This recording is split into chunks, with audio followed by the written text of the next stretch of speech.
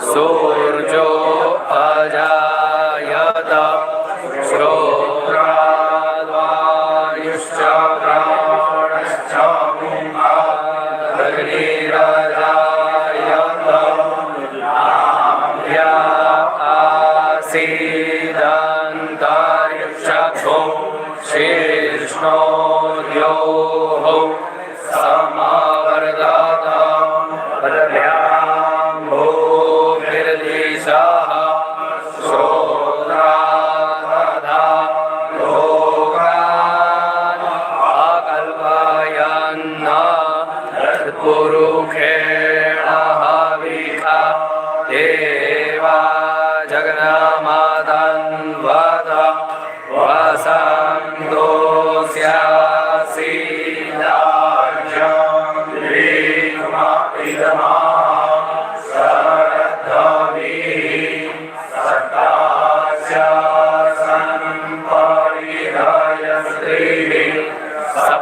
सप्तसमिधाः त्रेताः देवा जति अग्नान्तन्वा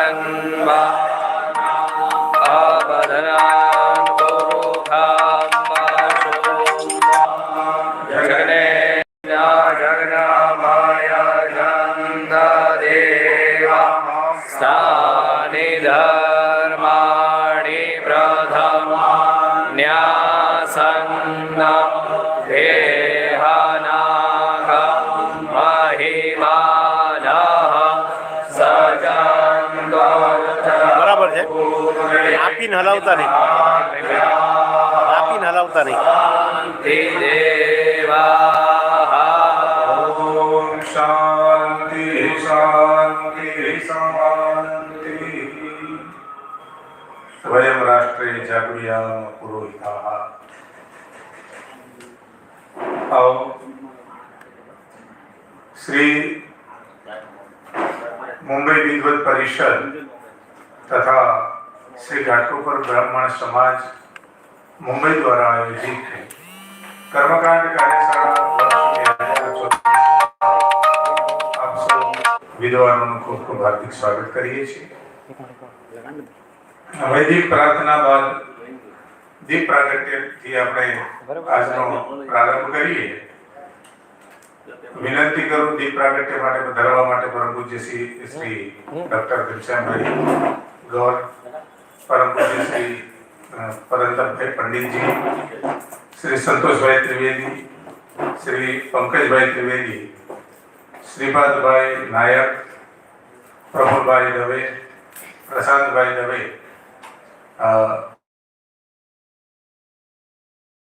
આજનો આપણો કાર્યશાળાનો પ્રારંભ કરીએ. બાલકૃષ્ણ ભાઈ આપણો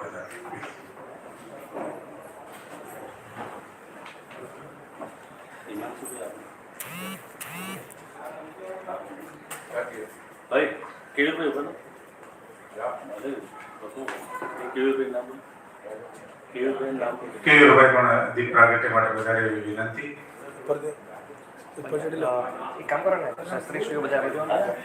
ઓમ ચંદ્રમામનસો જાતશ્ચક્ષોઃ સૂર્યો અજાયત શ્રોત્રાદ્વાયુશ્ચ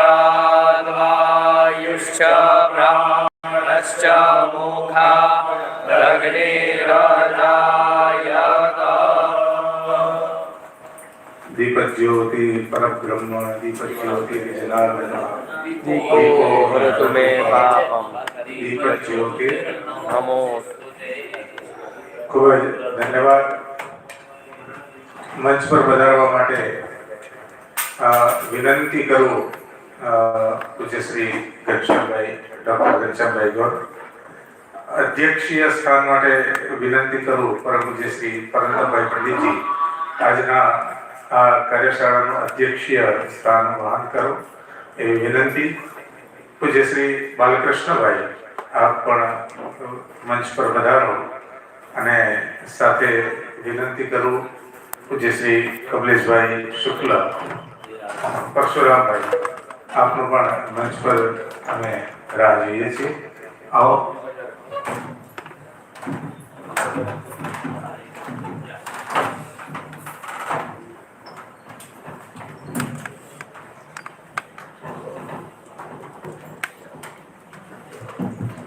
નમસ્કાર વિદ્યા. ગઈકાલે ખૂબ જ આનંદપૂર્વક આપણી સવારથી લઈને કર્મકાંડ કાર્યશાળાનો પ્રારંભ થયો, જેમાં પૂજ્ય શ્રી ધનંજયભાઈની સાથે આપણે વિડીયો કોલિંગથી વાત કરી અને પછી કર્મકાંડ કાર્યશાળાની શરૂઆત કરી અને ત્યારબાદ કર્મકાંડના આપણો વિષય જે પંચાયતન યાગ, જેનો ઉત્તર તંત્ર ત્યાંથી આપણે શરૂઆત કરી. મધ્યાહ્નકાલ પછીના સત્રની અંદર તંત્ર મંત્ર વિજ્ઞાન વગેરે જોતા 10 મહાવિદ્યાઓ જેના નામ અને તેનો પરિચય આપણે ડૉક્ટર શ્રી ઘનશ્યામભાઈ ગોર પાસેથી સમજ્યા અને આપે જ એ વિષયને આગળ લઈ જતા પંચાયતન યાગમાં પાત્રા સાધન અને પાત્રા સાધનમાં આપણે જે દેવી પાત્રા સાધનનો જે ક્રમ છે એ ક્રમને ડૉક્ટર શ્રી ઘનશ્યામભાઈએ આપણને ખૂબ જ એના પૂર્વ ભૂમિકામાં લઈ જઈ અને એનો પ્રારંભ કરાવ્યો. હવે એ જ વિષયને અને વિષય તરફ આપણને આગળ લઈ જવા માટે અનુમોદન કરું, વિનંતી કરું, પ્રાર્થના કરું પૂજ્ય શ્રી ડૉક્ટર ઘનશ્યામભાઈને કે આપનો જે પૂર્વ નિર્ધારિત જે વિષય છે એ જ વિષયમાં અમને આગળ લઈ જઈ અને એનો અભ્યાસ કરાવો એવી આપણા ચરણોમાં પ્રાર્થના. હો સૌને જય શ્રી કૃષ્ણ અને પૂજ્ય ડૉક્ટર શ્રી ઘનશ્યામભાઈ ગોર. ખાસ સૂચના, પોતપોતાના દૂરધ્વનિ યંત્ર થોડા સાયલેન્ટ કરીને રાખજો એવી વિનંતી. નમો નમઃ. પુનંતુ બ્રાહ્મણ પાદપામ સવાલા. આપણે ગઈકાલે પ્રાતઃ ઉત્થાનંદ શરૂઆત કરી, બ્રહ્મ મુહૂર્તમાં ઉઠી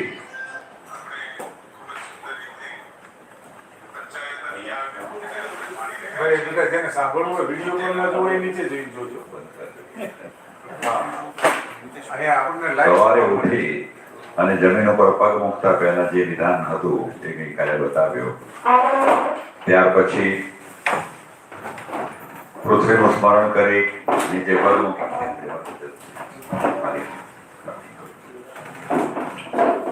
પૃથ્વી માતાનો સ્પર્શ જે નાડી ચાલતી હોય તે પગ પ્રથમ પૃથ્વી ઉપર મૂકી અને ત્યારબાદ શૌચ સ્નાનાદિ કર્મથી પરિવારી નિત્ય સંધ્યા વંદનાદિ કરી અને પૂજાગૃહમાં પ્રવેશ કરી પૂજા પૂર્વે જે ભૂશુદ્ધિયાદિ ન્યાસ કરવાનું વિધાન છે એ વિધાનમાં એ કર્યા પછી ભૂશુદ્ધિયાદિ ન્યાસ થાય. દેવો ભૂત્વા દેવમ યજેત, તમારામાં દેવત્વ આવે, શક્તિની જે ચેતના છે તમારી સાથે જોડાય, ત્યાર પછી જ પાત્રા સાધન કરવાનો અધિકાર પ્રાપ્ત થાય છે. તો હું પૂજ્ય શ્રી પરંતાભાઈને નિવેદન કરીશ કે ભૂશુદ્ધિયાદિનો ક્રમ આપ શરૂઆત કરો અને આપના સત્રમાં એ થાય ત્યાર પછી આપની આજ્ઞા અનુસાર આપણે પાત્રા સાધનમાં આગળ વધીશું. કાર્યશાળામાં બધાને નમસ્કાર. અતસ્પર્શે લગ્નમ સપતિ ભવતી હેમ પદવીમ યથારથ્યાવાથ શુચિ ભવતિ ગંગોગ મિલિતમ તથૈતત્પાવે અતિમન્મતવદતિ ત્વયા પ્રેમ્ણા આસક્તઃ કિમપि ન જાયેત વિમલાં ગદંબિકાય નમઃ. 3 દિવસનો અને ગત વર્ષનો જે સમન્વયાત્મક મારો એક ઓબ્ઝર્વેશન છે. ઘણા બધા પ્રશ્નો આવે છે, પણ પ્રશ્નો જાગૃત કરેલા પ્રશ્નો નહીં, સ્વતઃ ઉઠેલા પ્રશ્નો હોય તો એ સમાધાન તમારામાં સ્થિર થઈ જશે. ઊભા કરેલા પ્રશ્નોનું સમાધાન એ ઊભા કરનાર સુધી જ રહેશે. એટલે કોઈ પણ પ્રશ્ન એવો નથી કે જેનું સમાધાન ન થતું હોય. આપણામાં પરિપ્રશ્નિને સેવી એવું કહેલું છે, ન સમજાય તો વારંવાર પૂછવાનો અધિકાર છે, પણ ઘણી વસ્તુ એવી હોય કે તત્કાલિક નથી સમજાતી, એ કાલાંતરે સમજાય. આજે કદાચ શ્રવણ કરીને ગયા છીએ તો એવું નથી કે હવે ફરાળ કરતા સુધીમાં આપણને સાફ થઈ જાય બધી વસ્તુ. એવું ક્યારેય બનતું નથી. અને અમારા સાથે નથી બન્યું, તમારા સાથે થતું હતું, બહુ સરસ વસ્તુ કહેવાય. બાકી અમારા સાથે એવું બન્યું કે ઘણી વસ્તુ નથી સમજાય. કાળેક્રમે અને ઉપાસનાના અંતે અમને વસ્તુનો ઘટસ્ફોટ થયો હોય. એટલે એવું નહીં રાખતા કે કદાચ આપણી, કારણ કે પ્રશ્ન થવો ને એ તમારી પક્વતાની અસર છે. તમને સ્વતઃ જે પ્રશ્ન થાય એ તમારી એ કક્ષાની પક્વતા થઈ એનું સૂચન કરે. અને જ્યારે તમારી અવસ્થા પક્વ થઈ એટલે પછી કદાચ સમાધાન પણ તમારા અંદરથી જ ફૂટશે. ઉદ્દેશ એ છે કે આપણા પાસે બહુ ઓછો સમય હોય, 3 દિવસના 3 દિવસ સાથે 2 વિષયો લીધા હોય અને બધું એમાં સમાપન કરવાનું હોય. એટલે એવું તો સંભવ નથી બનવાનું કે તમારા બધા જ પ્રશ્નોનું સમાધાન તત્કાળ થાય. એવું પણ એવું નથી. અમે ગુરુજી અમે બધા, હું બધેથી કહું છું, એવું નથી બનતું કે બધા પ્રશ્નો જો અમારી પાસે પણ હોય, એ શક્ય નથી. અને એ મર્યાદાઓનો હું અહીંયા મંત્ર શીખવાનો સ્વીકાર કરું છું. પણ એનો મતલબ એવો નથી કે આપણે એનું સમાધાન નહીં મેળવી શકીએ. સમાધાન આપણામાં એટલા જ, જ્યારે વેદાંત શ્રવણ કરતા હોઈએ, વેદાંત વિદ્યામાં શ્રવણ, મનન અને નિધિધ્યાસન આ ક્રમ આપેલો છે. પહેલા એક વસ્તુ તમે શાંતિથી બરોબર સાંભળો, સાંભળ્યા પછી તમને અંદરથી જ કદાચ એના પર મનન કરશો ને તો તમારા પ્રશ્નનું સમાધાન મળી જશે. એના માટે કદાચ આપણને પૂછવાની જરૂર નહીં પડે. શ્રવણની કથા થશે તો પૂછેલા પ્રશ્નનું સમાધાન નહીં મળે, પહેલી વસ્તુ. એટલે આપણે એ શબ્દથી આગળ વધશું કે પહેલાં આપણે જે છે જેટલું સમજાય છે એનું પહેલાં પચાવી લઈએ, જેટલું પીરશું એટલું ખાઈ લઈએ, પછી ભૂખો હોય તો બધું બીજા પીરસતા છે ઘણા આપણને પીરસતા રહેશે. પણ પ્રશ્ન પોતાનામાંથી ઉત્પન્નેલો પ્રશ્ન હશે એનું જ સમાધાન મળશે. કોઈ જાગૃત કરેલા પ્રશ્નનું સમાધાન મળશે ખરું, પણ તેનું પચશે નહીં. કોઈનો ઉભો કરેલો પ્રશ્ન કે આ પ્રશ્ન થવો જોઈએ, એ પ્રશ્ન ઉદ્ભવશે ખરો, પણ સમાધાન તમને પચશે. તમને પચશે એટલું જ કે જે પ્રશ્ન તમને ઉઠ્યો હોય. અને તમારો પ્રશ્ન ક્યારે ઉઠ્યો હોય કે તમે જ્યારે બરોબર શ્રવણ કર્યું હોય, એનું મનન કર્યું હોય, એનું નિધિધ્યાસન કર્યું હોય, તો જ તમને પ્રશ્ન તમારા પક્વતાના લેવલ પ્રમાણે તેનો ઉભો થશે. કારણ કે પ્રશ્ન એક પૂર્વભૂમિકા છે તમારી પરિપક્વતાની. એટલે હું એવું નથી કહેતો પ્રશ્ન કરવો નહીં, પ્રશ્ન અવશ્ય કરવો, પણ પ્રશ્ન કરતા પહેલા જે બી વક્તવ્ય આવતું હોય એ વક્તવ્યને ખૂબ જ શ્રવણ કરો. વેદાંતનો આપણો આ જ નિયમ છે અને આ જ ક્રમ છે. શ્રવણ, પછી મનન, જે સાંભળ્યું એમાંથી કેટલું પચ્યું, પીરસ્યું એમાંથી કેટલું પચાવવાની શક્તિ છે આપણી, એ પ્રમાણે ખાઓ. બાકી વધારે ખાવા તો પીરસતાના ફરતા જ હોય, પીરસતાના ફરતા જ રહેશે. પણ તમને નથી પચતું તો આપણે કહેવાનું બી બર્ડર તો રોડ ઉપર થઈ ગયું, તો આપવાની જરૂર નથી, કારણ મને પચશે તો પીરસતાના મળશે, પણ પચાવવાની શક્તિ આપણી. એટલે એ એક મારું નમ્ર નિવેદન કે એ પ્રશ્નો અવશ્ય કરજો, પણ પોતાના પ્રશ્નો કરજો, જાગૃત કરેલા પ્રશ્નો નહીં કરતા. આટલું બધાનું મારું નમ્ર નિવેદન છે. પ્રશ્નો આવો કમ્પ્લીટલી તો નામ બોલાવ્યું છે આગળ.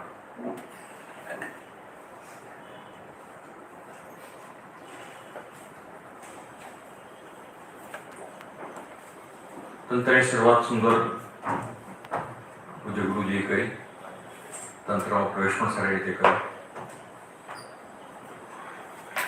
તંત્રશાસ્ત્ર ના વિશે ઘણા બધા ભ્રામક વિચારો સમાજમાં પ્રબળ છે.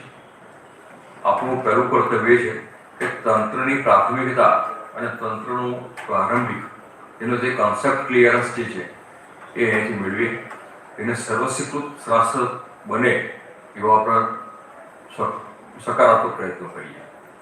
કારણ આજે એવું થાય કે બ્રાહ્મણ કોઈ જગ્યાએ કરતો હોય, કદાચ તર્પણનું માર્જન કરતો હોય ને, તો એ લોકોમાં એવી છે તો તાંત્રિક છે, સમજતો જે શું કરી રહ્યો છે. આજ કોઈ યજ્ઞ મહાપૂજા કરતા હોય ને આવ કરતા હોય તો તાંત્રિક છે. જે નથી સમજતા ને તાંત્રિક છે એટલે એ ઉપેક્ષા વૃત્તિ ત્યાં આવે.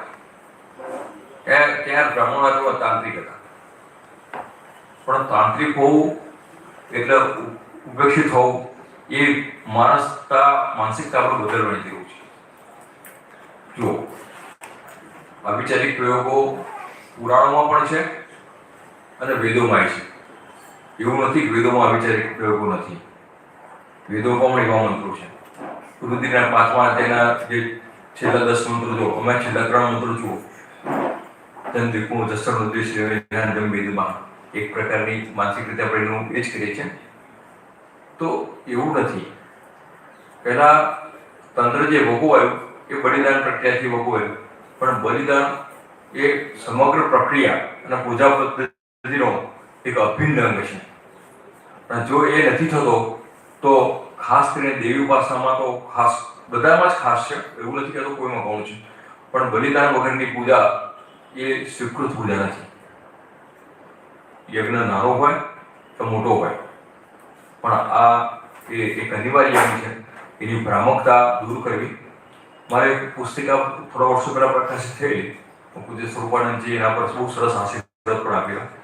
અને એ પુસ્તકનો આશય આ જ હતો કે આજે લોકો એમ કહે છે કથા કરો, મોટી મોટી વ્યાસપીઠથી એવું કે આ પુષ્પને બદલી કરો, ભાઈ ખોળા કાપવાના બંધ કરો, ખોળા કાપવાના બંધ કરો. આવું ભ્રામક પ્રચાર વ્યાસપીઠથી થાય. અને જે એનું વેલ્યુ હોય એટલે કે કુકડા ઘરે નવચંડી કરી, મારા નવચંડી કરવાનું, પણ અમારે તો આ બલિદાન નહીં કરવાનું. તો પૂરી કેવી રીતે કરવાની? પ્રશ્ન એ થાય, પૂરી કેવી રીતે કરવાની નવચંડી? એટલે એના જવાબમાં જે પુસ્તિકા લખાઈ હતી એમાં લગભગ 37 જેવા પ્રમાણો પણ મૂક્યા હતા. 37 જેવા પ્રમાણો હતા. અને બલિ એ આજની નહીં, સ્રોત યજ્ઞમાં તો ભૂલી જઈએ, સ્માર્ટ યજ્ઞમાં પણ આરંભ કાળથી જ બળી નિર્દેશ છે. એટલે પહેલા તો એક બલિ, હિંસા, વધ આ બધાનો તફાવત સમજવા આવશે. કારણ રાજા દંડ આપતો હોય, મૃત્યુ દંડ આપતો હોય તો એને પછી રાક્ષસ નહીં લાગે રાશિ. જલ્લાદ હોય એ ફાંસી આપતો હોય, સવારે 7 સુધી 5 જણને ફાંસી આપી હોય તો એને પછી દંડ લાગવાનો ભાઈ લાગવાનો. એટલે હત્યા, હિંસા અને વધ અને બલિ આ બધામાં ફરક છે. અને એ ફરક જ્યાં સુધી નહીં સમજાય ત્યાં સુધી ચોપડી વાંચી અને વ્યાસપીઠ પર બેઠનારા હોય, વિદ્વાનોની વાત નથી કરતો, પણ ખાલી ભાગવતનું ગુજરાતી ભાષાંતર વાંચી 4-5 ભજનો કહીને ઢોલકા વગાડનારા આવો જો બલિદાનનો વિરોધ કરતા હોય તો આપણામાં આપણે બ્રહ્મવર્ચસ્વાળા છીએ, આપણામાં એટલી તો ક્ષમતા હોવી જોઈએ ઉપર જઈને પ્રશ્ન કરીએ. અને આવો પ્રશ્ન મેં એક વખત એક સારા કથાકાર, મારા મિત્ર, મારા ખાસ મિત્ર, અમે રોજ મળનારા, ત્યારે એમને જાહેરમાં ત્યાં આગળ મંચ ઉપરથી માફી માંગી હતી. મંચ ઉપરથી એમને સ્વીકાર્યું. અને આવો જ પ્રસંગ અમારા સિદ્ધપુરમાં ઊંઝામાં કથા હતી ત્યારે આવો પ્રસંગ બનેલો. કવિ એક અચૂકતી વાત હતી ત્યારે સિદ્ધપુરના બ્રાહ્મણો જે પોથી પર હતા એ બધા સ્ટેજ જોડે જતા રહ્યા અને કહ્યું આ વાત તો તમે કાં તો બહુ ઉલ્લેખ કરો અને વ્યવસ્થિત સમજાવો, નહીંતર અમારા કથા શ્રવણ નથી કરી. તમે કથા શ્રવણ કરવા પણ નહીં દઈએ, કરવી નથી એવડી માયકા જઈને નીતિ ઉતરી ગયા. એક અડધા સત્રની કથા બંધ રહી. બીજા દિવસે તમને ખબર ને, બીજા દિવસે પ્રાતઃકાળમાં એમને સૌથી પહેલા મંગલાચરણના પહેલા ભગવાન કૃષ્ણને યાદ કર્યા પહેલા બ્રાહ્મણોની ક્ષમા માંગી અને પછી કથા આગળ થઈ. એટલે આટલું આપણામાં જો આવતું હોય આ બધી શિબિરો પછી ઘણા આપણા બધું અટકાઈ શકશું, બોલશું સામે, બોલશું તો લખશું, તો બધી શિબિરોનું આગળ થવું એ બહુ સાર્થક છે. પણ એ પ્રશ્ન જે વાત હતી એ એટલી રાખજો કે જે પ્રશ્ન સ્વતઃ ઉઠતો હોય ને એ જ પ્રશ્ન, ઓછેલો પ્રશ્ન પતશે નહીં. ફરાળી મૂકેલો લાડુ થોડી વાર પછી બહાર જવું પડશે. એટલે જેટલો લાડુ પચતો એટલું જ ખાવાનું, જરૂર પડે તો માગવાની છૂટ, એમાં કોઈ ના નથી. પણ ન પચતું લેવાનું નહીં. આપણે શું થાય, કીડીને આપણે અન્ન પેલું પૂરવા જઈએ કીડિયારું અને મોટો લાડુ મૂકી દઈએ તો 4-5 કીડીઓ મરી જાય એમાં. ખાય તો નહીં પણ મરી જાય. એટલે એને વેરી વેરીને જ ખવડાવવું પડે લાડુ, આખું ના ખવડાવાય. તંત્રશાસ્ત્રની અંદર પ્રવેશ કરતા પહેલા સૌથી પહેલી પ્રારંભિક વાત તો ત્યાં આગળ ગુરુ સિવાય પ્રવેશ નિષેધ છે. તમારા શિષ્યત્વ સ્વીકારવાની તૈયારી હોય આપણી બધાની, મારી તમારી બધાની, તો જ માં આગળ જજો. આમ તો બધા માટે એવું છે, એવું નથી ખરી આ તંત્ર માટે જ છે, પણ તંત્રમાં ખાસ એના માટે નિર્દેશ કરેલો છે. તમારે ગુરુ સ્વીકારવા હોય તો જ તમે આગળ વધજો. નહીંતર મહેરબાની કરી એનું શ્રવણ કરેલું ખાલી જ્ઞાન મેળવીને ભૂલી જજો. કારણ જ્યાં સુધી ગુરુ ભક્તિ નહીં હોય ને ત્યાં સુધી તંત્ર પચશે નહીં. તંત્રમાં આગળ ગતિ કરી હોય, અમારે રાતે બહુ ખરા સત્સંગ થાય, ઘણી મોડા સુધીની વાતો બી કરી, રસ્તા પર થોડી ઘણી વાતો કરી, પણ નિષ્કર્ષ એ જ છે કે તમારે આ બધા બચાવવા માટે બધી ગુરુ ગમે વિદ્યાઓ છે, બધા રહસ્યો ગુરુ કદી તમને કહેશે નહીં, ક્યારે પણ નહીં કહે. એટલે ઘણા બધા ઉદાહરણ માણસો રસ્તામાં એક શંકરાચાર્યને એક શિષ્યની પણ વાત કરી, પણ ગુરુનું જ્યારે કૃપા થશે ને તો કદાચ તમારો પ્રશ્ન પૂછવો જ નહીં પડે. પહેલી વાત એનું સમાધાન ગુરુ પોતે અહીં બેઠા બેઠા કરશે. સૂર્યનારાયણ ત્યાં બેઠા બેઠા કિરણ નાખીને કમળની ખીરાઈ નાખે એમ તમે અહીં બેઠા બેઠા આપણા ગુરુ જ્યાં બી હશે એને ખબર છે કે આ મારો પ્રશ્ન કર્યો અને સમાધાન એ અંદરથી જ આપશે. એટલે ગુરુ પ્રધાન છે. અત્યારે ઓનલાઈન દીક્ષાઓ ઘણી વધી ગઈ. બરોબર, 3000 રૂપિયા ભરવાનું શિબિરમાં જોડી જાય, રાજ્યો જ્ઞાન વિધિ સાવડા શબ્દો કહું છું. કોઈ સંપ્રદાયનો વિરોધ નથી કરતો, પોતાના નસીબદાર કમાય છે, ભલે કરોડપતિ થતા આપણને કોઈ વર્ષ નથી એનાથી. આપણે એવા કરોડપતિ બનવું પણ નથી. પહેલી વાત, આપણે એવા કરોડપતિ બનવાની ઈચ્છા પણ નથી અને ભગવાન બનાવે નહીં. આપણે 25 જન્મમાં આપવા તો બોલાવે પણ આવા કરોડપતિ આપણે ના બને એવી પ્રાર્થના કરીએ છીએ. તો ગુરુ વિજય જાણકર, પાણી વિજય જાણકર. ગળ્યા વગરનું પાણી નહીં પીવું અને પરીક્ષા વગરના ગુરુ નહીં લેવા. પરીક્ષા કરવાની છે. ગુરુ પરંપરાથી આગળથી આપણે જ્ઞાન સુધી સંકલન કરી લઈશું, વાંધો નહીં આવે. પણ હું એટલા માટે મત કરું કે તંત્રશાસ્ત્રની અંદર બધાની પૂજાના પહેલા ગુરુ પાદુકાની પૂજા પહેલા કહી છે. તમે પૂજાનો પ્રારંભ કરો એને પહેલા જ ગુરુનું પૂજન કર્યું છે. એટલે સૌથી પ્રારંભિક વાત ગુરુથી જ શરૂઆત થાય. ગુરુ સિવાયની આગળની વાત જ નથી. અને આ બધી વિદ્યાઓ અને રહસ્યો એ બધા ગુરુ ગમે છે. એક નાનક છડી વાત કરીશ અને પછી વિષય પર આગળ વધીએ. સ્વામી વિવેકાનંદ એ વખતે ગ્રહસ્થમાં ધર્મનો અભ્યાસ કરતો અને મિત્રોને લઈ જવાની પહેલી વાર રામકૃષ્ણ પરમહંસના ત્યાં જતા થયા ગરુડ મઠમાં. પછી એમને સાંભળ્યા લોકોના એમના પર શ્રદ્ધા થયું એટલે અંદર ભાવ થયો મારા અમને ગુરુ કરવા. બહુ બુદ્ધિશાળી હતા અને મેધાશક્તિ તો જેને કે અનિત્ય મેધાશક્તિ મેધાવાળા હતા. અને આવો વ્યક્તિ જ્યારે ગુરુ કરતો હોય એટલે તો એટલું છે ને ભાઈ મારા સર્ટિફિકેટ લેવું હોય તો હું કોઈને આપી દઉં મહામંડલેશ્વરનું સર્ટિફિકેટ તો લખાવવું પડે ને. તો હું ક્યાં મહામંડલેશ્વર છું? એટલે મહામંડલેશ્વરનું સર્ટિફિકેટ લેવું તો મહામંડલેશ્વર પાસે જવું પડે. તો મેં વિચાર કર્યો એટલે ગુરુજી તો ખબર પડી જ ગઈ પરાધિકામાં પરીક્ષા કરવા આવ્યો છું. ગુરુ બહાર ગયા તું બેઠું બેટા હું થોડા પુષ્પ લઈ લાવું એમ કરીને બાર 10 પુષ્પથી પૂજા કરતા ખાલી મોરચા તો પુષ્પ તો વગે એમના ત્યાં છે. એ દરમિયાન ટકો જૂના જમાનામાં ટકો આવતો. વિવેકાનંદ એક ટકો ખિસ્સામાંથી કાઢી એમાં આસનો ઝૂકીને નીચે મૂકી દીધો. તો ગુરુએ પરીક્ષા કેટલા નિર્મોહી છે કુંભી છે. રામકૃષ્ણ પરમહંસ જ્યારે બેસવા ગયા ને તરત જ ત્યાગી ગયા. એ બેટા તારા આબુ નથી પાસે પણ આ માયા નથી પહેલા લઈ ગઈ તારા હાથે. તારી મૂકેલી માયા નથી લઈ ગઈ, મારા કામની નથી. અને બહુ મના પર ભક્તિ આવતી હોય તો એક પડીકી તમાકુની લેતો એક તમાકુની પડીકી લેતો આવતી એ તમાકુ ખાધા. એટલે કે તારે આ માયા મારી કામની નથી, તેને બહુ ભાવ આવતો હોય મારો ખારી હાથે ગુરુ પાસે આવવાનું મન ના થતું હોય તો તમાકુની પડી ગઈ તો આ લઈ જતો. વિવેકાનંદ તરફ થયું તો આ ગુરુ આ સાચા ગુરુ. એટલે આપણે ગુરુ કરીએ અને શિબિરોમાં જઈએ અને બધું ફૂફાડા મારીએ અને સામાવાળાનો બેડો પાછળ ભરી નાખીએ આપણા થૂકથી, એના પહેલા આપણે વિચાર કરવાનો કે ત્યાં બેઠા બેઠા કેટલાનું કલ્યાણ કર્યું, પહેલા એમનું કલ્યાણ શું નથી પહેલા વિચારવાનું. બરોબર. આપણે ફૂફાડા મારેવા ગુરુ પાસે જતા પહેલા આપણે બ્રાહ્મણ છીએ, બધી જ વિદ્યાઓના અધિકારી છીએ, આપણે યોગના પણ અધિકારી છીએ, તંત્રના પણ અધિકારી છીએ.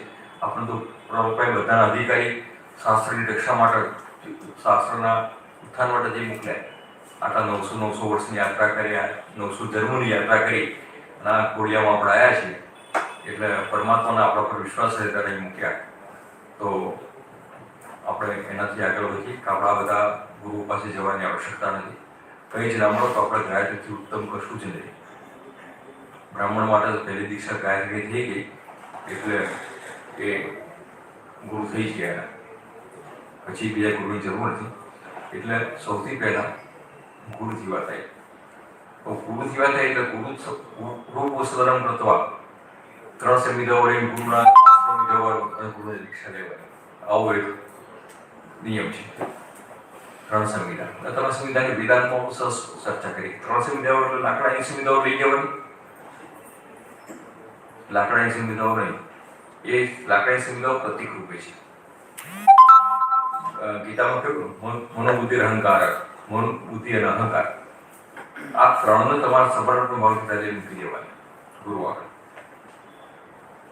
એ 3 મૂકશું તો અમારા રસ્તામાં જ વાત થઈ. અમારા પિતાશ્રી કહેતા કે તારે કંઈક શીખવું અને કંઈક જાણવું હોય ને, સ્કૂલે જાય તો ભલે લેસન કરી દેજે. અમારા વખતમાં સ્લેટ પેન હતી, નોટબુક તો 4થા 5મા આવી, ત્યાં સુધી સ્લેટ પેનમાં જ લખતા હતા. હું જે વાત કરું 60ના દાયકાની વાત કરું છું. 5 વર્ષ 5મા આવતી અમારે અંગ્રેજી, 4થામાંથી અંગ્રેજી થાય, ABCD અને 5મામાંથી નોટબુક આવે. પણ અમે લેસન આપે એટલે પેલા ઘડિયા લખવાના હોય એટલે આમ આ લીટો દોરી અને સ્લેટમાં એકથી લઈને 20 સુધી લખી દેતા. આ અમારું અમારું લેસન આપે. લેસન ઘેર કરવાનું, લેસન કરવાનું, પછી ગુરુને બતાવવાનું. અને આવું કે ખરા ના કરો તો શિક્ષા કે ખરા ચાપકો ગુટો પકડાવો તો ચાપકો કરે, પછી છૂટી પડે, બધું થતું હોય તો અમે લોકો માળ બી ખાતા ગયું કરે. પણ પછી સ્લેટ પૂરી કરી નાખવાની, સ્લેટ પૂરી કરી દેવાની. ભરેલી સ્લેટ અમારા રાત્રે આ આવી થોડી ચર્ચાઓ થઈ એટલે હું અનુસંધાન માટે મૂકું છું કે ભરેલી સ્લેટ લઈ જશો ને તો અમને શું લખવું ખબર નથી. એ ઘનશ્યામભાઈ ભાઈ નોટેશન લેવાયા કાલે, ડાયરી જે બધું કાગળ જોતા તમે બોલ્યા હું લખી દો. તો આખું પાનું ભરેલું શું લખશે અંદર? આખું પાનું મેં ભરી લાવ્યા હતો તમે. એના પછી ઘનશ્યામભાઈ આ તમે જે શ્લોક બોલ્યા લખો, શ્લોક પૂરવાની જગ્યા તો જોશે નહીં, લખવાની જગ્યા તો જોશે, ક્યાં લખશે એ શ્લોક? તો અહીંયા આવીએ આપણે સ્લેટ સાફ કરી નાખવાની. આપણે ગમે એટલા વિદ્વાન છીએ, બસ લખવું ના લખવું તમારી પડતી વાત છે, પણ સ્લેટ પૂરી કરી નાખો તો કંઈક અક્ષર અંદર પડશે. ભરેલી સ્લેટમાં ક્યારે અક્ષર નહીં પડે. આ એક નિર્વિવાદ વાત છે અને એ સનાતન સત્ય.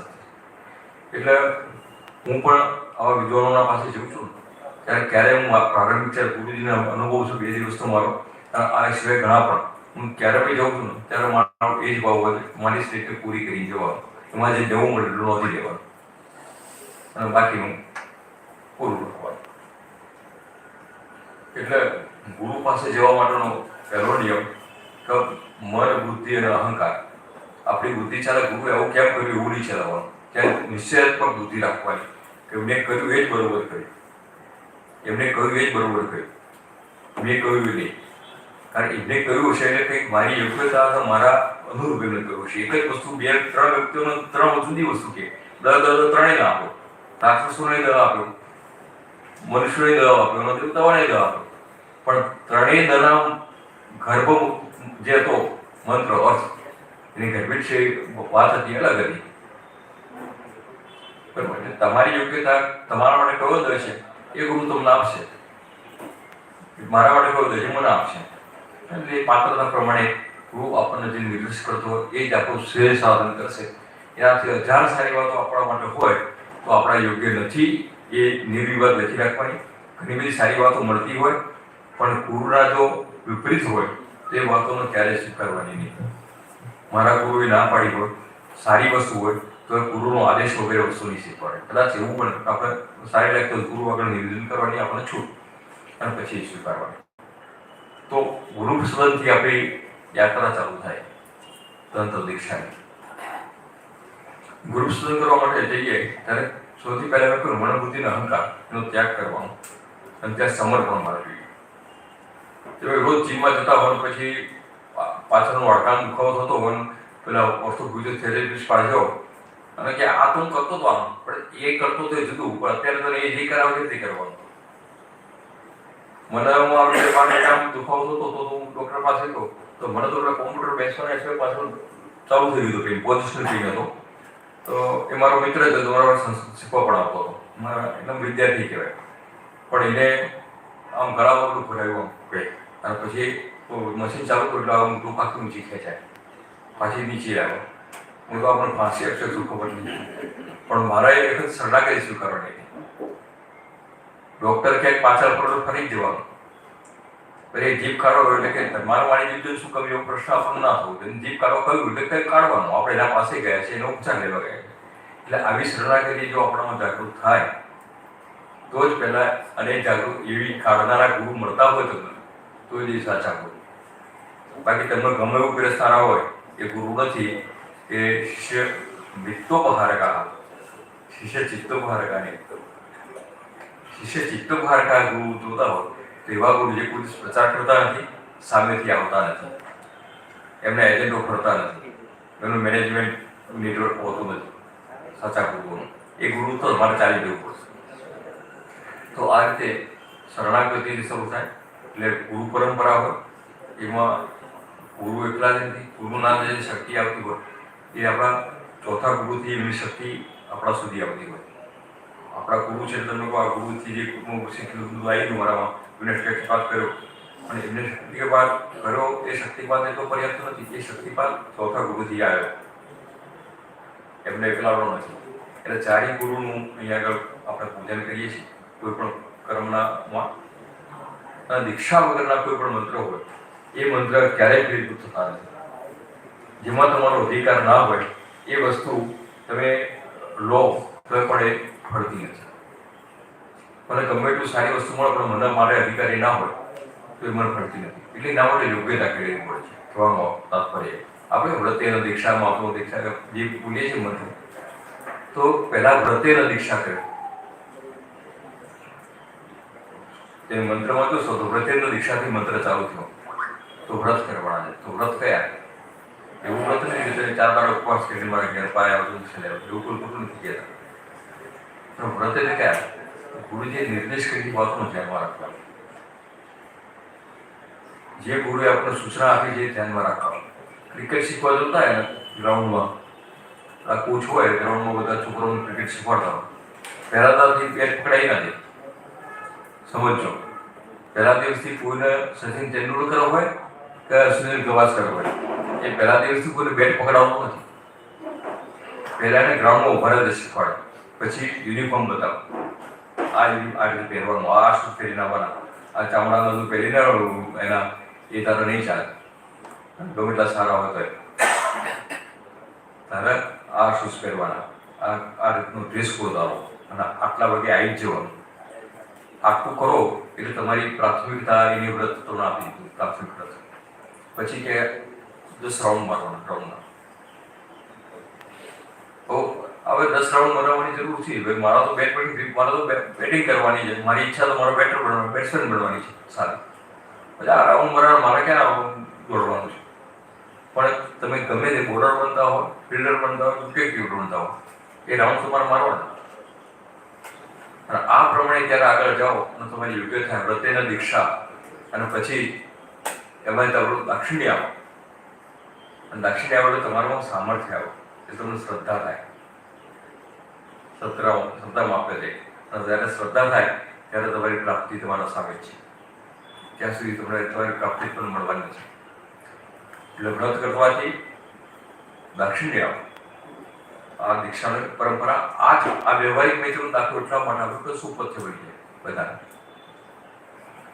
તો અને એ દીક્ષાના ઉપરાંત પછી આગળનો ક્રમ ચાલુ થાય. અધિક્ષાએ પૂર્ણથી જપય ક્રિયાદિકા ચોપડીઓ બધી વાંચ્યા, અત્યારે તંત્ર શાસ્ત્રની ચોપડીઓ બધી બુકસ્ટોલમાં મળે છે. મેં મારી ગુરુજીની વાત કરી, એક વાસ્તુની ચોપડી મારી ટ્રેનિંગ બુકસ્ટોલ ટાઈમ તો પાસ કરવાનું કલાક કાઢી ગઈ હતી. તો વાસ્તુની ચોપડી વાંચી, 2 પાના વાંચ્યા, મને લાગ્યું કે આ તો બધું હોમવર્ક છે. ચોપડીઓ આજે ઘણી બધી માર્કેટમાં મળે છે. કાલે 2 એવા પ્રશ્નો આવેલા ગુરુજી પાસે, તો પછી આ માર્ક ફેરવવાનું, પછી આ માર્ક ફેરવવાનું. હવે લોકો જાત જાતના તર્ક વિતર્ક પોતે પોતાની પુસ્તકમાં મૂકતા હોય. આવી વખત આચરણ કર્યો, આપણે કોઈ નથી કહેતા ખોટા છે એવું હું નથી કહેતો, એમનો અનુભવ હોય મૂકતા હોય. પણ આપણે જે પરંપરામાં ચાલીએ છીએ એના આધાર ગ્રંથો શું કહે, એ સ્વીકાર્ય ખરા કે નહીં એ વિચારી અને આપણે આગળ જવાનું.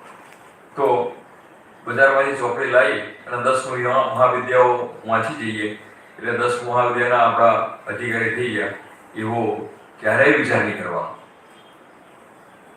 બરોબર? અને 10 મહાવિદ્યાના મંત્રો પણ લખેલા હશે, પણ એ ખાલી અક્ષરો છે, મંત્રો નથી. મંત્રોમાં, અક્ષરોમાં અને ગદ્ય પદ્યમાં ઘણો ફરક છે.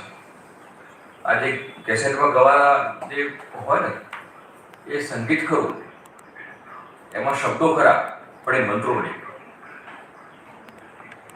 એને મંત્રો ક્યારેય સ્વીકારાય. અને તમે વિચાર્યું મારા ઘરમાં બાપા માનતા હતા મૃત્યુંજયના મંત્ર મારા બ્રાહ્મણ નથી મળતો, તો આ કેસેટ મૂકી દીધી. સાંજ સુધીમાં થાય ગણતરી કરી કે આજે 10,000 થયા અને 1 લાખ કરો, 10 તારા કેસેટ વગાડો એટલે મૃત્યુંજયનું નુકસાન થઈ ગયું, બાપા બેઠા થઈ જશે. તો બાપા બેઠા થતા પહેલા મળી જશે. બાપા બેઠા નહીં થાય એ મંત્રથી ક્યારે. એટલે જે કંઈ પુસ્તકો વાંચતા હોય, ભલે આપણા સારા વિદ્વાન વ્યાકરણાચાર્ય હોઈએ, બરોબર, પણ જ્યારે એ પુસ્તકની પરિપાટી, પુસ્તકની પરંપરા એને સમજવા માટે તમારું વ્યાકરણ, તમારું સાહિત્ય કામ નથી આવતું. ત્યાં ગુરુ કૃપાની કેવલમ, ત્યાં ગુરુ કૃપાની આવશ્યકતા. એટલા માટે દીક્ષા અને ગુરુનું મહત્વ છે. આગળ છે એટલે ગુરુ પછી કે આપણે દીક્ષા, આપણે કે પહેલા દિવસે કે મને પંચદશીની આપી દો. આજે આયા થોડું સાંભળ્યું અને બપોર પછી મને કે ગુરુજી પંચદશી મારા જોઈએ છે, બરોબર? એટલે આપણે પીએચડી થવા માટે પહેલા મેટ્રિક થવું પડે, પછી ગ્રેજ્યુએટ થવું પડે, પછી પોસ્ટ ગ્રેજ્યુએશન કરવું પડે અને પછી પંચદશી આવ્યો. તને ગણપતિ નથી, તને બારા નથી, ગુરુ પાદુકા નથી, અને સોરસી લેવી અને આ મળી જશે એવું નહીં. તમે જશો નવી સંસ્થા હોય, તમને એક જ દિવસો સોરસી આપી દેશે, પૂર્ણાભિષેક કરી દેશે. આજે સોરસી આવશે, આવતીકાલે આવજો, આજે પૂર્ણાભિષેક, બરોબર? ખાલી 25,000 ખર્ચો થાય, વધારે ના થાય. એ સોરસી લઈ લેવા અને પછી જરા આપણે દાન કર્યા સમજીને આપી આવતું રહેવાનું, બાકી સોરસીને ભૂલી જવાની ને પૂર્ણાભિષેકને ભૂલી જવાનું. કારણ પૂર્ણાભિષેક થયેલા એનો આમના ખબર નથી હોતી.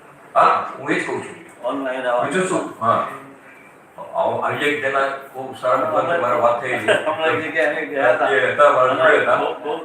બહુ વાતો કરી, 10 મહાવિદ્યા પર વાતો થઈ. બહુ સારી વાત, હમણાંની જ વાત છે. પછી હું આપણો અમદાય કર્યો એટલે પહેલા તો ઉભા થોડી વાર એટલે કે એ શું પૂર્ણાભિષેક બરોબર. હું જોઉં નમસ્કાર, મારા હું તમારો શિષ્ય છું, હું મારે કશું કહેવાનું નહીં. જો આપણું મારા અમનાય પૂછવું પડતું હોય અને તમે એ ના હોય ખ્યાલ અને શું કે પૂર્ણાભિષેક થયા સોળસી પ્રતિષ્ઠાના એવું કહ્યું કે 6 અમનાયના તો મંત્રો ખાવામાં પ્રારંભિક બધા મંત્રો નહીં, પણ અમનાયનો એક મંત્ર તમારી પાસે હોવું જોઈએ ષડામનાયનો. પૂર્ણાભિષેક થયા હોય તમને અમનાયની ખબર ના હોય તો પછી મંત્રો તો બધી આગળની વાત રહી ને. આપણને એરિયાનું જ ખબર નથી તો પછી ઘરમાં ઘેર ક્યાંથી પહોંચશું? એરિયાનું સરળ પહેલા જવું છે ને. મને વનાળની ખબર ન હોય કોઈ મારા ફલાણા એપાર્ટમેન્ટ અભિલાષા એપાર્ટમેન્ટ જોયું. હું અમને કહું અભી આ કે જ્યારે મુંબઈમાં તમે કેવા છો, મુંબઈમાં કેટલા અભિલાષા એપાર્ટમેન્ટ છે? મારે મેં એરિયા કહેવું પડે, મેં મલાડ 20 છે, મલાડ 20 છે. એટલે આ બધી બાજુમાં બેઠેલા યુવાને કહ્યું તું કોની સાથે વાત કરે છે વિચારીને વાત કર કે સીધું ડાયરેક્ટ જઈને કેવું પૂર્ણાભિષેક કે શું એમ કહીશ નહીં. એ એમને સજેશન કર્યું નહીં પણ એટલે કહેવાનું તાત્પર્ય એ છે કે જ્યાં જે છે ત્યાં પૂર્ણ શરણાગતિથી જવાની વાત છે. અને બીજી બાજુ ઘણું સરવું હોય, બાજુના ઘરમાંથી શિરાળી સુગંધ આવતી હોય પણ આપણને આમંત્રણ નથી, આપણને અધિકાર નથી, તો એના ઘરમાં જઈને સીધું જમવાની થાળી ના મગાય. આપણા ઘરમાં રોટલી બની જાય ને આપણે રોટલી ખવાય, એના ઘર ગમે તે બન્યું હોય એ મુબારક. એટલે આપણા અમનાય પ્રમાણે મેં પહેલા દિવસે વાત એ જ કરી હતી. મારો ઉદ્દેશ બીજો હતો, પછી તો વિષય પરિવર્તન થઈ ગયું. પહેલા દિવસ મેં જ કહ્યું કે શાખારંડ નહીં થવું જોઈએ. શાખારંડની વાત મારો કહેવાનો તાત્પર્ય એ હતો કે તે બીજા વેદના મંત્રો ઉપયોગ ના કરે એવું નહોતો મારો કહેવાનો આશય. મારો કહેવાનો આશય એટલો જ હતો કે તમારા સૂત્ર, તમારી શાખા, તમારી વેદ શાખાના જે ગ્રહ સૂત્રો છે એમાં જે ક્રમ બતાવે એ પ્રમાણે તમારું કર્મ થવું જોઈએ. હું યજુર્વેદી છું, માધ્યદેય શાખા મારી છે, બરોબર, તો મારા પારસ ગ્રહ સૂત્ર પ્રમાણે ચાલવાનું. પછી પૃથ્વી શાખાનું, ઋગ્વેદનું કોઈ શાખાનું ગૃહ સૂત્ર હોય એના પ્રમાણે સારી વસ્તુ લાગતી હોય, પણ મારા તો મારા અનુસરવાનું છે. એને બંધન જરૂર કરો, પણ મારા ઘરનું કામ મારી પરિપાટીથી કરવાનું. મારા ઘરમાં જે પગાર આવે એમાં મારું ઘર ચલાવવાનું છે. એમાં જેટલું હોય મારી, બરોબર. ઘનશ્યામભાઈના ઘર સારા જજવાનો આવતા હોય, હું બાજુમાં રહેતો હોય, મારા ઘર ખીચડી પરાણ્યા ખાતા હોય, તો એવું લાગે કે ઘનશ્યામભાઈના ઘરથી મને મળવાનું નથી જશું. એક દાડો આપશે, બે દાડો દે છે, પણ આ તો રમૂજની વાત છે. ઉદાહરણ પોતાના માણસનું છે, એ તો ખોટું લાગે. બીજા ખોટું નથી. એટલે આ તો બેઠા છે જે વાત કરીએ ખાલી મજાક માટે. પણ કહેવાનું તાત્પર્ય એ, આપણે જે શાખાને અનુસર્યા, જે માર્ગને અનુસર્યા અને જેટલો અધિકાર છે એ પ્રમાણે જ આપણે આગળ વધવાનું છે. ઘણી વસ્તુ એવી હોય આપણામાં પણ હોય, આપણાથી કુશળ વક્તા કંઈ કહેવા માંગતો હોય ને, કુશળ વક્તા શ્રોતાઓને કંઈ કહેવા માંગતો હોય ને ઈશારો પોતાના માણસ તરફ જ કરે. બાજુમાં છે ને, મારો વાક તો બાજુમાં છે, એટલે પહેલી તો આપણા પાસે મારો વાત જાય. અસ્તુ. એટલે હમણાં થોડી વાર પહેલા જ એક ચર્ચા થઈ થોડી કે ભાઈ આ સૂર્ય સંધ્યાની જે વાત નીકળી, એટલે મેં કીધું આમ તો સાચું છે, સારો છે અમારા, અને અમે હું ઉતર્યા નથી એટલે હું વધારે વિશેષ ચર્ચા એના પર પ્રકાશ ના પાડી શક્યો. એટલે હું ક્ષમા પાઠવી પડું છું, કારણ કે એ વિષયના મારો જેને કહેવાય ને અનુભવાત્મક અથવા ક્રિયાત્મક અનુભવ મારો નથી. અને જ્યારે ક્રિયાત્મક અનુભવ ના હોય એ વિષયની ચર્ચા કરું એટલે ઉપર છેલ્લી ચર્ચા થાય. એટલે ઉપર છેલ્લી ચર્ચા કરું એટલે મારી હારે ને પેલાની હારે પેલો વિશ્વાસ રાખી દે તો યા કરી, બરોબર.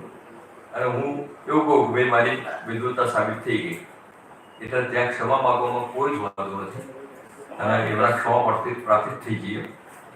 કારણ કે સૂર્ય સંધ્યાની વાત એવી છે કે સૂર્ય સંધ્યા મેં સામાન્ય એક નિયમ બતાવ્યો કે સંધ્યામાં જે પરિષદોમાં એમાં 2-3 જગ્યાએ મેં વાંચેલું છે કે એક સંધ્યા કર્યા પછી સરેરાશ 3 કલાકનું બ્રહ્મચર્ય પાડવું પડે. 3 કલાક. તો સૂર્ય સંધ્યાનો કાળ છે એ 12 થી 1 નો. પછી સંધ્યા પછી સંધ્યા જપ થાય, એના જે મૂળમૂત્રના જે સંધ્યા સૂર્ય સંધ્યામાં તંત્ર સંધ્યા, તંત્ર યોગનું પણ સંધ્યા છે, યોગની પણ સંધ્યા છે. તો જે તે સંધ્યાઓ સંધ્યાના આનુષંગિક ક્રિયાઓ પાછળ થાય.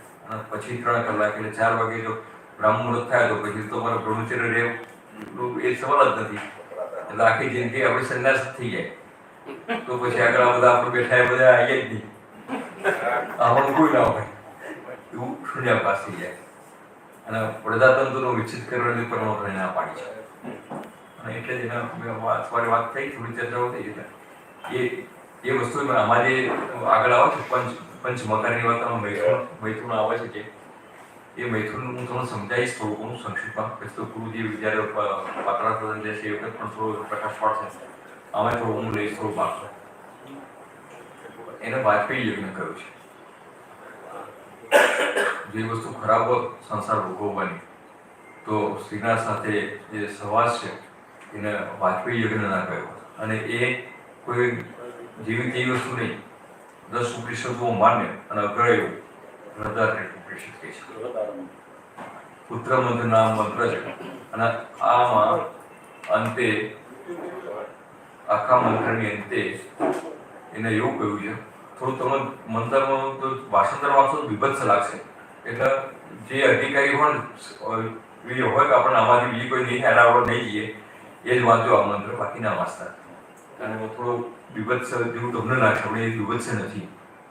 અને છેલ્લે પછી કહ્યું હતું આ વસ્તુ છે વાજપેયી છે અને આ જે જાણે છે એ જ માણસ છે અથવા ઉપાસક છે. બાકીના કીટપ્રંગા અન્ય કીટપ્રંગા એ છેલ્લું પદ છે એ મંત્રનું. આ શ્રુતિ વાક્ય છે, મારું તમારું નથી.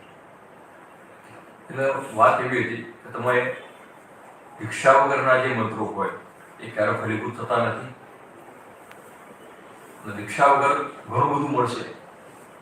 આજે મેં કાલે પરમ દિવસે વાત કરી રહ્યા છે કે તમને તાવ આવ્યો ને તો બજારમાં ઘણી બધી દવાઓ મળતી હોય, તાવની કફની બધી દવા મળતી હોય. બોટલમાંથી લઈ દો, ડૉક્ટર પાસે જવાની જરૂર ક્યાં છે? તાવ પર લખેલું છે કફની દવા, શરદીની દવા, તાવની દવા, બરોબર. પણ કફ કેટલા પ્રકારના? ચરક સંહિતાની અંદર ચરકમાં સુશ્રુતમાં હું આખો શ્લોક યાદ નથી નહીં બોલું, એમાં સતત જ્વર કયા છે 100 પ્રકારના જ્વર. ખાલી તાવ આવ્યો, આપણને તાવ આવ્યો શરીર તરફી 102 થઈ ગયા, પણ 100 પ્રકારના જ્વર છે. તમારો જ્વર કયો તમને ખબર છે? નથી ખબર. પછી તમે તાવ દેવા એમને લઈ લો, અગ્નિતુંડી લઈ લીધી તો પછી કદાચ અગ્નિતુંડી અવડીએ પડે, એ તુંડ બાંધી નીકળી જાય બહાર. એટલે ગુરુ પાસે જવાનું તાત્પર્ય છે કે એ તમારું નિદાન કરશે, તમારી યોગ્યતા પ્રમાણે ગુરુ મંત્ર આપશે. ગુરુ શિષ્ય પદે સ્થિતવા એવું આવે. ગુરુ એ શિષ્યના સાથે બેસીને એક કક્ષા જેવું. ગુરુ શિષ્ય પદે સ્થિત જ્યારે જે ગુરુ પદના મંત્ર તો નહીં છે અંદર, પણ જ્યારે જે એનું ષડત્ર શોધનની ક્રિયા આવે છે એમાં પહેલું જ વાક્ય છે ગુરુ ઉપર નહીં બેસતો, ગુરુ શિષ્યના સાથે બેસે છે. ગુરુ શિષ્ય પદે સ્થિતવા એના બરોબર બેસે છે અને પછી એના મૂલાધારથી પોતે એને ચક્રોને જાગૃત કરે છે. એનું ષડત્ર શોધન થાય. ષડત્ર શોધનની બધી બહુ આગળની વાતો છે, આપણે અહીંયા નહીં ઉતરીએ. 6 પ્રકારના જે કલાત્મકના બધા શોધન છે એવી પ્રક્રિયા બહુ મોટી છે. પણ જોવું છે તો હું સામાન્ય અર્થમાં સમજાવીશ મંત્ર વગર. આ મંત્ર વગર હું પીડીએફ મૂકીએ છે આ લોકો પછી એવું નથી એવું. કદાચ જિજ્ઞાસા તો ઘનશ્યામભાઈ પણ મોકલશે, એમનો પણ બહુ ઊંડો અભ્યાસ છે અને જરૂર છે તો હું પણ મોકલીશ, એમાં કોઈ શંકાની સ્થાન નથી. પણ ગુરુને ખબર છે કે તમને કઈ વસ્તુ પચશે અને કેટલી પચશે. એટલા માટે ગુરુ પાસે જવાનું અને પચતી વસ્તુ તમને આપશે. પહેલા તારાથી સહેજ માથું દુખતું હોવાનું પેલું હાઈ ડોઝનું એન્ટીબાયોટિક્સ આપી દે તો તમારે 4-5 કલાક બીજું હેરાન થવું પડે પૂરું. અને એ દવા તમારા પેટે બહાર કરી નાખે અને બીજી બીમારી ઊભી કરતી થઈ જાય. એટલા માટે ગુરુ સંધાન કરવાનું અને ગુરુ સંધાન કર્યા પછી દીક્ષા ગ્રહણ કરવાની.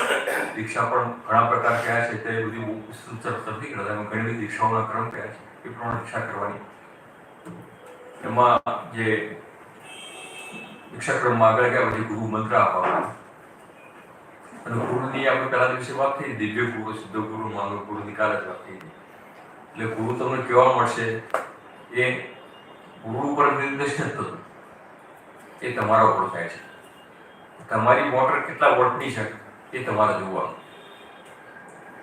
હા, પાવર હાઉસમાં તો 11,000 વોલ્ટ આવે છે, પણ તમારી મોટર 4 વોલ્ટની છે અને 1800 તમે ભડકો થઈ જશો. એ તો થશે, મોટર ભડકો થઈ જાય, આપણે ભડકો થઈ જાય.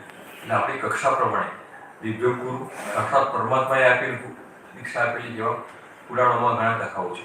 પરમાત્માએ ખુદ ઉપદેશ કર્યો એવા. નારદ ઋષિને ભગવાને સંત ભગવાને ઉપદેશ કર્યો ઘણા બધા. દિવ્ય ગુરુ, દિવ્ય ઋષિઓ, જે દેવતાઓના દેવલોકમાં જે ઋષિ પદ પામ્યા છે એવા નારદજી, એવા દિવ્ય ગુરુ, એમને પણ ઉપદેશ કર્યાના ધ્રુવ, પ્રહલાદ ચંદ્રના આપણા પુરાણો કથાઓ સાંભળી છે. અને માનવ ગુરુ, માનવ ગુરુ એટલા શિબિરવાળાની વાત નથી કરતો, પણ જે સાધના કરેલી છે એવા ગુરુ પાસે આપણે ગુરુ મંત્રની દીક્ષા લેવાની અને એના પર આપણી પાત્રતા નક્કી કરવાની. આપણી બેટરી કેટલા વોલ્ટની આપણી મોટર કેટલા વોટની છે એ પ્રમાણે કનેક્શન એલિવેટર લઈ જવાનું અને પછી જોડવાનું, બરાબર. અને એક વખત રિક્ષા લીધા પછી તમારી યોગ્યતા વધતી જશે ને એમ પછી એલિવેટર કાઢી નાખવાનું એટલે થોડી વધારે મોટર પ્રગતિ છે. તો આ પ્રમાણે દીક્ષાક્રમ તંત્રશાસ્ત્રની પ્રારંભિક વસ્તુ છે અને એ કર્યા વગર જો આગળ વધતા રહીએ તો આપણો તંત્ર પ્રવેશ કદાચ રહે નહીં. અને આ એની સામાન્ય ચર્ચા છે એટલે સામાન્ય જવાબ કરીએ છીએ. પછી કોઈ ઉપદેશ જે મંત્ર હોય એ મંત્રનું અનુષ્ઠાન કરવાનું. અનુષ્ઠાન વગર કોઈ પણ મંત્ર પશુભાવે સીધા મંત્રો એ પશુભાવમાં સ્થિત છે, એમાં ચેતના નથી.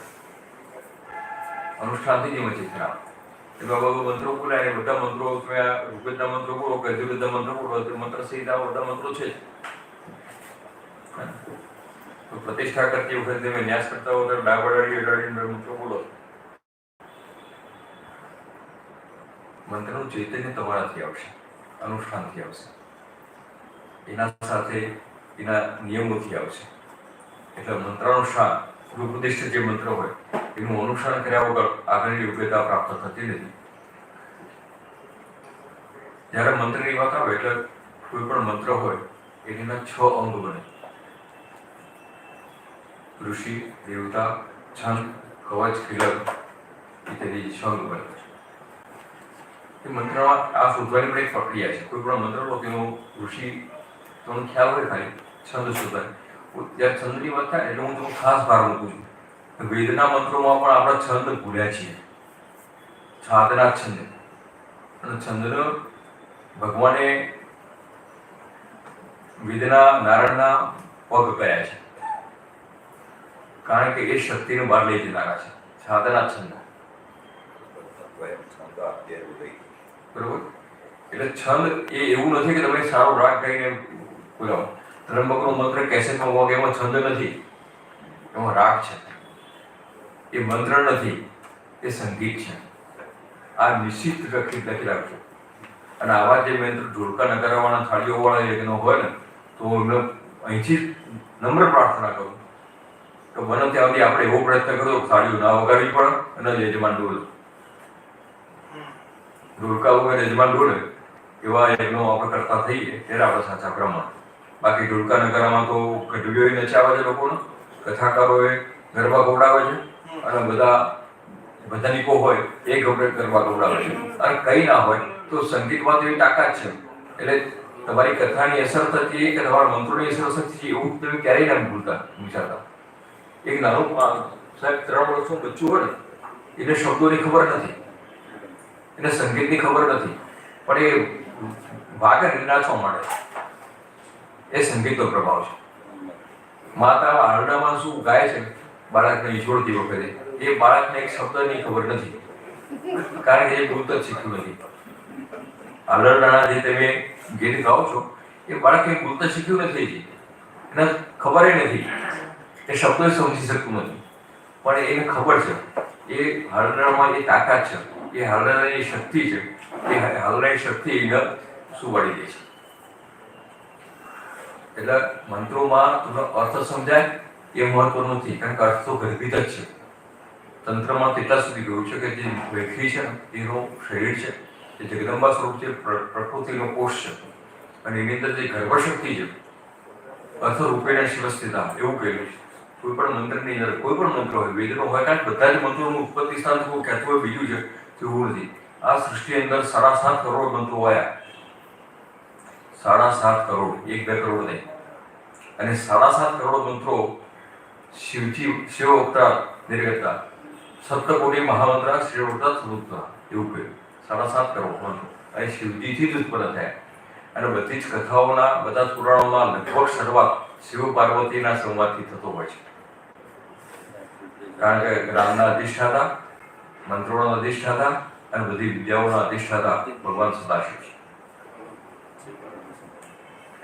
તો આ 7.5 કરોડ મંત્રો આવ્યા એ બધા મંત્રો બધા પાસે હોય, મળી રહે, ક્યાંયથી મળી રહે. તો પીડીએફ કોપીઓ આપણા બધા પાસે મળી રહે.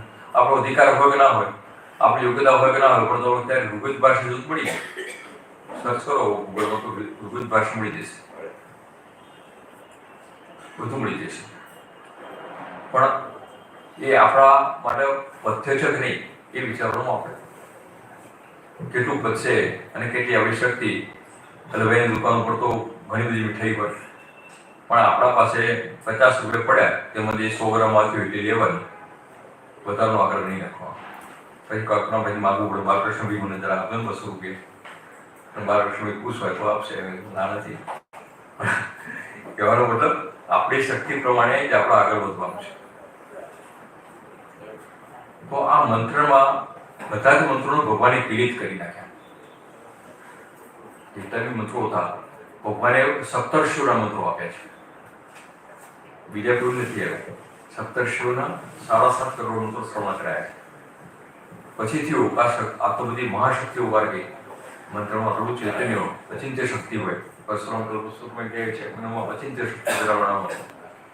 તો આ બધા મંત્રો તો સૃષ્ટિનો વિનાશ કરશે. 2 ભાઈઓનો ઝઘડા છે એટલે એને ત્યાં આગળ શું બ્રહ્માસ્ત્ર નાખ્યું, પણ ખબર બ્રહ્માસ્ત્રમાં બાજુવાળાના બધાના ઘરો પડી જશે, આખું ગામ પડી જશે.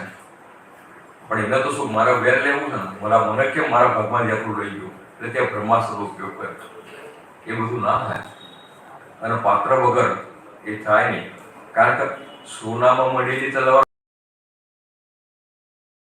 હોય, એનું મૂળ ગુણધર્મ એ પૂરતી નથી. સોનાની તલવાર મારો તો એવું નથી કે માણસ બચી જશે, અને લોખંડની તલવાર મારો તો એ મરી જવાનો. એટલે જે વસ્તુ પથ્ય હોય એ રીતે એને ત્યાં આગળ પીડિત કરી અને ત્યાં આગળ એના આખી પ્રક્રિયા બતાવી.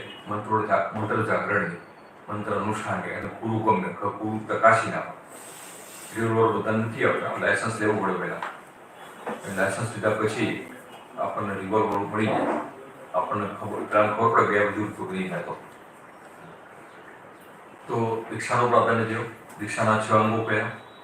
એમાં ઋષિ, છંદ, દેવતા ઇત્યાદિ. ઋષિને એટલા માટે યાદ કરવાના કારણ કે એ જે ઋષિ છે એ અત્યારે પણ હયાત છે.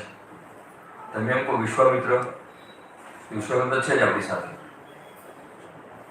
વશિષ્ઠ પણ આપણી સાથે જ છે, સૌનક પણ આપણી સાથે ત્યાં જ અહીંયા જ છે, બહાર નથી. પાનું ખાનું ખોલો તેમાં હશે વશિષ્ઠ, બરાબર.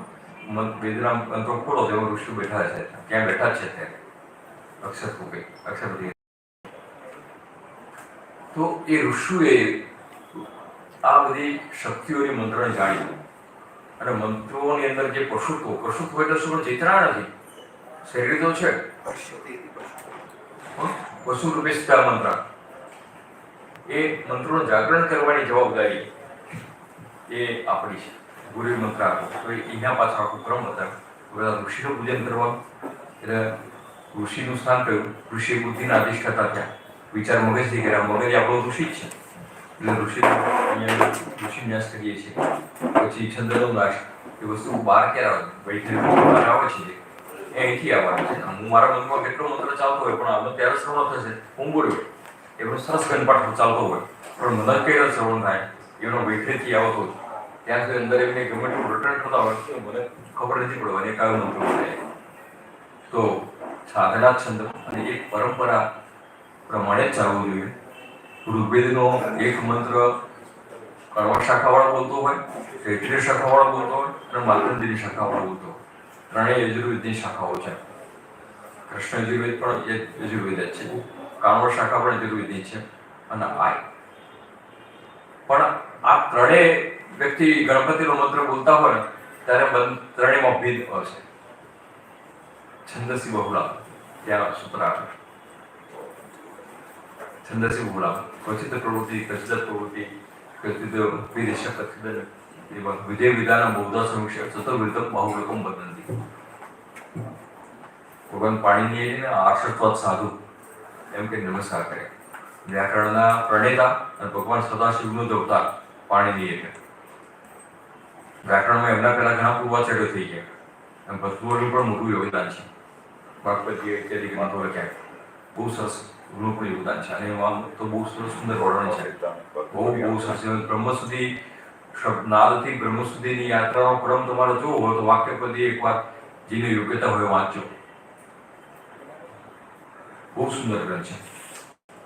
હું પૂરો નથી સમજો, પહેલે હું મારી સ્વીકૃતિ કરું. હું એવું નથી કે આ બધા ગ્રંથો મને કંઠસ્થ છે ને મેં અભ્યાસ કર્યો છે. હું મારી સ્વીકાર કરું છું કે આ ગ્રંથ મને પણ પચ્યો નથી પછી, છતાં પણ જેટલો પહોંચ્યો એનો હું ઉપયોગ કરું છું. બરાબર, બધી જ વસ્તુ પછી પચાઈ બેઠું એવું નથી. અને એ સ્વીકૃતિથી જ હું આગળ ચાલું છું. અને જે બોલતું છું બધું મને પચેલું એવું નથી. કારણ મારી મર્યાદા હું જાણું છું. અને મારી મર્યાદા જાણ્યા વગર હું જો કદાચ વધારે મોટા દેખાતો હોઉં ને તો હું તમારા કરતાં પહેલા મારી જાતે જ શીખું છું. આજે મેં રસ્તામાં એ જ વાત થઈ કે હું કદાચ ઘનશ્યામભાઈ બેઠવાનો પ્રભાવ પાડવા માટે સારા બે પ્રશ્નો કરી દઉં, કદાચ એમના પાસે કોઈ જવાબ તાત્કાલિક ના હોય એટલે હું કહું છું ને મારા પ્રશ્નો જવાબ ના આપી શક્યા. કેટલા વિદ્વાન છે, એવું જરૂરી નથી. તમે બીજાની પરીક્ષા કરતા પહેલા પોતાની પરીક્ષા કરો. હું પૂર્ણ નથી અને હું જો બીજાના ઉપર આવો પ્રભાવ પાડવા જતો હોઉં ને તો સૌથી પહેલા હું બીજાના પહેલા મારી જાતને શીખું છું. મારો મત ફૂંકવા બેસાડતો હોઉં તો એનો મતલબ એ હું મારી જાતને પહેલા શીખું છું, બીજા તો પછી.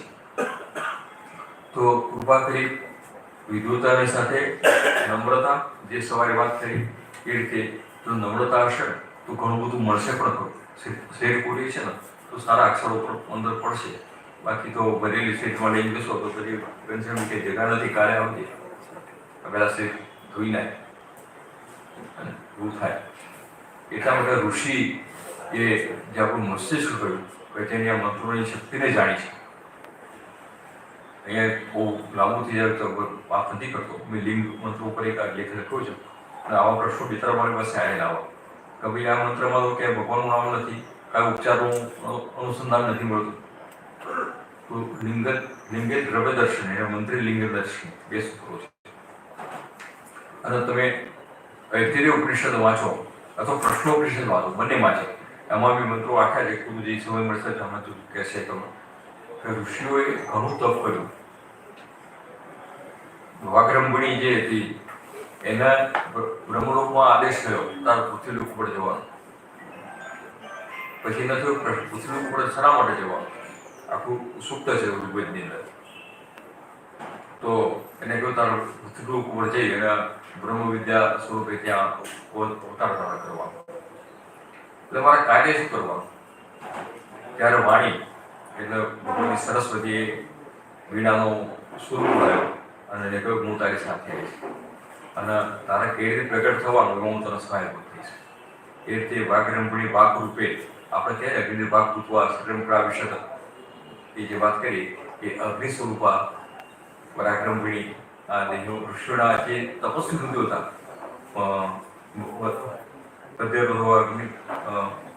અગ્નિ વદ્દર થવા એ ભૂલી ગયો ભદ્ર એને પૂછ્યું ક્યાં જવાનું? મારું આલય કયું, મારું કાર્ય કયું? એટલે તારું આલય એટલે જ્યાં યુગોની તપસ્યા કરે છે ને એ ઋષિના મસ્તિષ્કમાં જવાનું. અને સરસ્વતીની કરુણા કહ્યું તારા કરુણા રૂપીના હૃદયમાં બેસવાનું. એને સરળતાથી બહાર કાઢી શકાય. એટલે વેદ મંત્રો ઋષિના મસ્તિષ્કમાં અંદરથી સ્વતઃ ઉદ્ભવાય અને હૃદયની કરુણાના હિસાબે વેઠી બહાર આવ્યા. એટલે ઘણી વખત એવું પણ બન્યું જ્યારે ઋષિઓના મંત્રો આવ્યા ત્યારે ઋષિઓને પણ ખબર નથી એ પોતાની અવસ્થામાં નહોતા, એ કોઈ બીજી અવસ્થામાં હતા. એટલી ઉચ્ચ તપોભૂમિ પહોંચી ગયા હતા તેમણે પોતાનો સ્વત્વનો ત્યાં બિલકુલ એ થઈ ગયો. એ એમનું સ્વત્વ હતું જ નહીં. અને આ અવસ્થામાં એમને જે શક્તિઓ પ્રાપ્ત થઈ જે શ્રુતિ રૂપે અને એ પછી એમને બહાર કાઢી અને એ શ્રુતિ રૂપે પ્રગટ થઈ. એટલે જ વેદોનો અપૌરુષય કહે છે. એ રચના નથી. જે ઋષિઓ છે ઋષિઓએ રચે. ઋષિએ આ મંત્ર દ્રષ્ટા નતું કરતા રહ્યા. ઋષિઓ મંત્રના કરતા નથી. ગાયત્રી મંત્ર લખીએ અને વિશ્વામિત્ર ઋષિ એવું કહીએ છીએ તો વિશ્વામિત્ર ઋષિએ ગાયત્રી મંત્ર બનાવ્યો નથી. એમને એની શક્તિ બિછાડી અને શક્તિ બિછાડ્યા પછી એમને કહ્યું કે આમાં કઈ શક્તિ છે પણ આમાં વર્ણન સ્વામિનારાયણનું હોય અથવા કોઈ એવા મંત્રો હોય કે જેમાં જે વસ્તુનો ઉદ્દેશ્ય મંત્ર વપરાતો હોય એનો મંત્ર હોય પણ નહીં, એમાં એનું વર્ણન પણ ના આવતું હોય. ઉપચારમાં એવા ઘણા બધા મંત્રો આવતા હોય કે જે મંત્રમાં ક્યાંય અબીલનો વાત જ ના આવતી હોય, ગુલાલની વાત જ ના આવતી હોય. પણ એ મંત્ર આપણે ગુલાલ ઠાકવા ભગવાનને પરિમંત્ર અર્પણ કરવા છાંટવો અત્યારે લોકો છાંટે છે એટલે બહુ છાંટવો નહીં પરિમંત્ર હોય તો આ હોળી નજીક એટલે છાંટતા હોય એ જાતે જો હોળી પછી નહીં છાંટવાનું આપણે ખાલી અર્પણ કરવાનું આંખમાં પડે ને તો પછી એમને લાલ થઈ જાય તો એ પ્રકારે એમને ઋષિઓએ એટલે સૌથી પહેલો ઉપકાર અને મંત્રની સાથે એમની મેધા અને એમની શક્તિઓ મંત્ર સાથે જોડાય અને દિવ્ય શક્તિઓ મંત્રમાં જ્યાં જ્યાં બ્રહ્મ છે ત્યારે ઋષિઓનો જે જ્ઞાન શક્તિ છે એ પણ એના સાથે પ્રવાસ કરતી એટલે મંત્ર સમજતા પહેલા ઋષિનું પૂજન પહેલા પછી છંદનું એ છંદ પ્રગટ થવા માટેને જે ઉપયોગ કરો છંદનો એ છંદનો આવે પછી દેવતા એ મંત્રની શક્તિ કઈ એવા કયો દેવતા દરેક મંત્રના દેવતામાં તો એ મંત્રમાં દેવતા કયા કારણ શક્તિ એટલે શું એક પ્રકાશ જ છે આપણે જે દેવતા કે 33 કરોડ દેવતા એટલે આપણી શક્તિ હોય દેવતા એટલે આપણે એવું કલ્પના કરવાની જરૂર નથી કે એમને કોઈ દેહ નથી કારણ કે ત્રિભૂતાત્મક છે દેવતાનો ત્રિભૂતાત્મક આ દેવ એવું કહ્યું એમને પૃથ્વી તત્વ નથી અને આકાશ તત્વ પણ છે તે આકાશની અંદર રહેલા છે દેવતાઓ આકાશની બહાર દેવતાઓ નથી આકાશની બહાર તો બ્રહ્માંડ જ નથી બરોબર તો એમના 3 તત્વો ગયા છે એમાં મોટાભાગના દેવતાઓ જે દિવ્ય દેવતાઓ છે એ ક્યાં તો પ્રકાશાત્મક છે અને વાયુત્મક છે અને એ આ ઋષિઓની શક્તિઓ પણ એવી છે દેવ તો એ દેવતાઓનું પૂજન કરવું જે તે મંત્રમાં જે તે દેવતા નિર્દિષ્ટ કર્યો હોય એને દેવતાનું ત્યાં તો હૃદયમાં કરીએ છીએ કારણ ભાવ હૃદયથી કરવાનો પછી દેવતાનું બીજનું મહત્વ એટલા માટે છે કે એ બીજમાં આપણને દેખાતું નથી પણ એની વિશાળ શક્તિમાં ગર્ભિત છે મળતો પેટો લઈ આવો ને એમાંથી તોડો એટલે નાના ઘણા બધા બીજ નીકળશે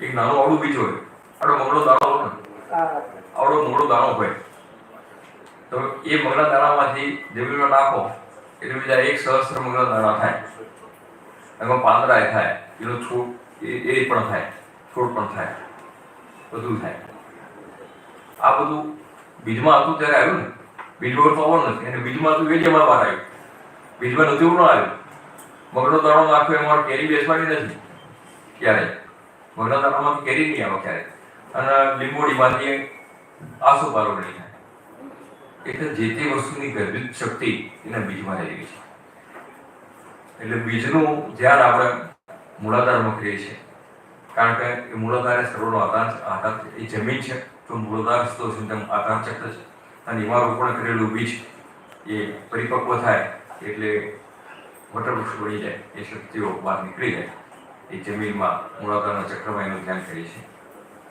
પછી શક્તિ આ મંત્ર છે એનું ઉર્જાવન તો બનાવવાનું મેં કહ્યું પશુભાવ વિસ્તાર મંત્ર ઉર્જાવન કેવી રીતે બનશે મારા ભાઈ ઘણું હોય તાવમાં પડ્યો 4 દિવસ ઘનશ્યામ કે ચલો આપણા દેવી પડતા કમલેશભાઈનો બહુ વાપરે છે પણ મારા ઉઠવાડી તાકાત નથી ને હું મારે અંધેરી ક્યાં પહોંચવાનું આ તો મને તેડી લઈ જવું પડે હવે તેડા એવું તો શું નહીં એટલે ગમે તે હિસાબે મારે પહોંચવું તો મારામાં શક્તિ જોઈશે અને શક્તિનું કામ એ મંત્રની ઉર્જાને કાર્યાન્વિત કરવાનું કામ છે તે ઉર્જાન્વિત ક્યારે થશે શક્તિ છે તો શક્તિ ક્યાં હોય ચાલવાનું કામ પગ કરવાનું બરાબર પછી હશે કિલક કિલક એટલે મેં કહ્યું ને બધા મંત્રો શિવજીએ કિલિત કરેલા છે ખીલીઓ મારી દીધી ખીલીઓ ભરાઈ એમાં જે મૂકવું તે મૂકીને પછી આપણે ખીલી મારી દીધી હવે જેના કંઈ ખીલી ખોલવાની થોડી હોય ને એ ખોલે બીજા તો ખોલે નહીં હું મારું કશું લીધા હોય તો મારે પકડાય ના હોય કશું ના હોય તો બધા ખીલી ખોલે ઉચકેલા ના આવડતું હોય ચાવી જે નફાય તિજોરીની કબાટ પાસે આપણે જેની કબાટની ચાવી તેના પાસે એ જે કબાટ ખોલવાનું છે અને જે મંત્ર લેવાનો છે પેલા મંત્રની છ શક્તિઓ છે છ એની પૂર્વાંગ ભૂમિકા છે ઉપાસનાની પૂર્વ ભૂમિકા રૂપે છે તેના ન્યાસ ઇત્યાદિ કરી ગુરુદિષ્ટ મંત્ર જે હોય ગુરુ ઉપદિષ્ટ જે મંત્ર હોય એ મંત્રનું અનુષ્ઠાન કરવાનું અને અનુષ્ઠાન કર્યા વગર એનું ફળ મળતું નથી અને અનુષ્ઠાન કાલે બહુ સુંદર પ્રકાશ પાડતો હોય મેં બહુ સરસ વાત કરી હતી તમે સ્થળ નક્કી કરી લો તમે આસન નક્કી કરી લો તે મંત્ર નક્કી કરી લો અને એ નિયમ એ મંત્ર અને એ જ વખતે દેવતાઓ ત્યાં તમારા મંત્રને સ્વીકાર નતો કરશે આ વાત કાલે પૂજ્યશ્રીએ કરેલી અને બહુ ખૂબ જ ગમી હતી વાત. એટલે એ રીતે મંત્રાનુષ્ઠાન કર્યા પછી આપણે તંત્રશાસ્ત્રના ઉપાસના ક્રમમાં આગળ વધી શકીએ. ત્યાં સુધી ઉપાસના ક્રમ આપણા માટે નકામો છે. ષોડશન્યાસનો વિષય છે પણ એ બહુ મોટો વિષય છે અને એ અધિકારી વગર જવાતું નથી, એટલે ત્યાં નથી જતા, સીધા આપણે ભૂશુદ્ધિ વ્યાસ ઉપર જઈએ છીએ.